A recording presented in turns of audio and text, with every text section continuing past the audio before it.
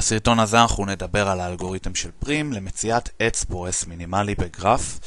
הוא מתבסס מבחינת מושגים של עץ פורס מינימלי, עץ פורס. כל המושגים האלה אתם יכולים לראות בסרטון של האלגוריתם של קרוסקל, אני אשים לינק בדיסקריפשן, אבל אם אתם כבר בקיאים במושגים האלה אז אתם יכולים לראות את הסרטון הזה כבר עכשיו. אז נעבור על האלגוריתם של פרים. צור קבוצה עם קודקוד אקראי כלשהו. הכוונה זה שאנחנו בוחרים איזשהו קודקוד אקראי ואנחנו משימים אותו בתוך קבוצה מיוחדת. קבוצה מיוחדת הזאת תשמש אותנו לאורך כל האלגוריתם. מבין כל הקשתות היוצאות מקודקודים הנמצאים בקבוצה לקודקודים שלא נמצאים בקבוצה, כלומר כל הקשתות, יש לנו קודקודים שנמצאים בקבוצה וכמובן קודקודים שלא יהיו בקבוצה המיוחדת, אז אנחנו לוקחים את כל הקשתות שיוצאות מהקודקודים המיוחדים, אנחנו בוחרים את הקשת המינימלית מכל הקשתות האלה, אנחנו מוסיפים את הקודקוד בקצה השני של הקשת לקבוצה, כי אמרנו שהקשת היא מחברת בין קודקוד שבקבוצה לקודקוד שלא בקבוצה, ואנחנו מוסיפים את הקשת לעץ הפורס המינימלי. אם יש לנו עץ פורס בסוף, אז אנחנו מסיימים את האלגוריתם, ואם אין לנו עדיין, אנחנו חוזרים על הלולאה עוד פעם, מבין כל הקשתות היוצאות, וכך הלאה. אז נעבור על דוגמת הרצה של האלגוריתם של פרים. הדוגמה הזאת היא זהה לדוגמה שעשינו בקרוסקל, חוץ מהקשת BD, אם אני לא טועה, מבחינת המשקל שלה. אז אם בקרוסקל אנחנו לכל קודקוד יצרנו קבוצה, פה תהיה לנו איזושהי קבוצה מיוחדת שאנחנו נעבוד איתה. את הקבוצה הזאת אנחנו יוצרים עם קודקוד אקראי כלשהו. אז מבחינה ויזואלית הכי נוח לעבוד עם A כקודקוד הראשון, אז אנחנו ניקח את A. הקבוצה הכתומה הזאת תהיה הקבוצה המיוחדת שלנו.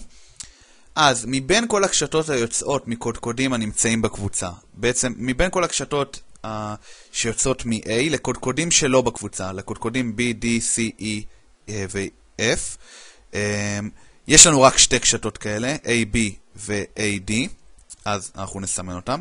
מבין הקשתות האלה, אנחנו בוחרים את המינימלית במשקל, אז יש לנו AB עם משקל 10 ו-AD עם משקל מינוס 10, אז אנחנו נלך על הקשת המינימלית שזה AD.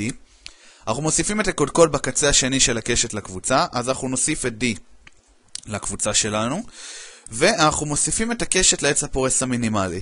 אז כמו שבקרוסקל היה לנו צבע צהוב לעץ הפורס, אז יש לנו פה צבע ירוק לעץ הפורס. אם העץ פורס סיים את האלגוריתם, עדיין אין לנו עץ פורס, יש לנו רק את הקודקודים A ו-D, לכן אנחנו ממשיכים. אם לא, אנחנו חוזרים ללולאה. אז אנחנו נחזור עוד פעם. התנאי הזה מתקיים, אז אנחנו חוזרים עוד פעם ללולאה. מבין כל הקשתות היוצאות מקודקודים הנמצאים בקבוצה לקודקודים שלא בקבוצה. אז הקודקודים שלנו בקבוצה הם A ו-D, ואנחנו רוצים להסתכל על כל הקשתות שיוצאות מ-A ו-D לקודקודים שלא בקבוצה.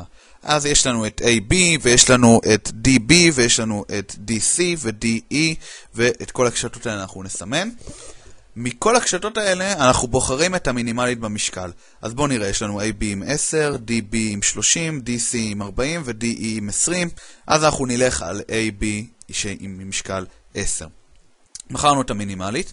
אנחנו מוסיפים את הקודקוד בקצה השני של הקשת לקבוצה, אז אנחנו נוסיף את B לקבוצה. ואנחנו מוסיפים את הקשת לעץ הפורס המינימלי, אז נצבע אותה בירוק. מכיוון שהעץ עדיין לא פורס, אז אנחנו לא מסיימים את האלגוריתם, התנאי הזה לא מתקיים, לעומת זאת אנחנו חוזרים ללולאה. אז עוד פעם, מבין כל הקשתות היוצאות מקודקודים הנמצאים בקבוצה לקודקודים שלא בקבוצה, אז יש לנו את A, B ו-D. אז אנחנו נסתכל על כל הקשתות. יש לנו BC, ויש לנו DC, ויש לנו DE, ויש לנו BF.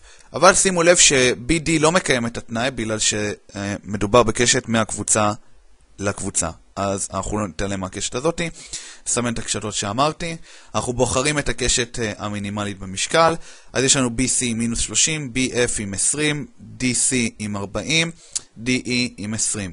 אז אנחנו נלך על הקשת המינימלית, שזה BC עם מינוס 30.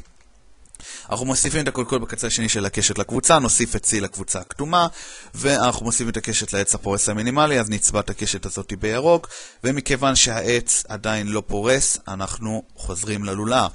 שוב פעם, מבין כל הקשתות היוצאות מקודקודים נמצאים בקבוצה, הקודקודים שלא בקבוצה, אז אנחנו נסתכל על כל הקשתות, יש לנו BF, יש לנו CE ויש לנו DE, כמובן שהקשת DC ו-DB לא נחשבות לקשתות שאנחנו נסתכל עליהן, כי מדובר בחיבור בין שני קודקודים כתומים. אז, ויש לנו כמובן גם את CF. אז מבין כל הקשתות האלה אנחנו נבחר את זאת שיש לה את המינימלי. אז נסתכל, יש לנו BF עם 20, DE עם 20, CE עם 10 ו-CF עם 20. נלך על CE המינימלית.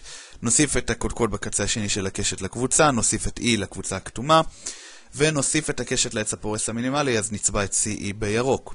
אם העץ פורס, אנחנו רואים ש-F עדיין לא בעץ שלנו, אז העץ עדיין לא פורס, אז אנחנו חוזרים ללולאה.